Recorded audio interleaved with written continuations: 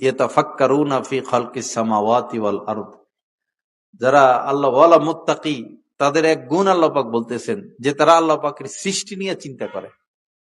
ইয়াতাফাক্কারুনা ফি খালকিস সামাওয়াতি ওয়াল আরদ, আল্লাহ পাকের সৃষ্টি নিয়ে, কেমনে আসমান সৃষ্টি করলেন, কেমনে জমিন সৃষ্টি করলেন। শুধু কি জমিন, জমিনের নিচে তো আসল জিনিস সব, স্বর্ণ রূপা হীরা মণিমুক্তা গ্যাসের খনি তেলের খনি সব কোথায়?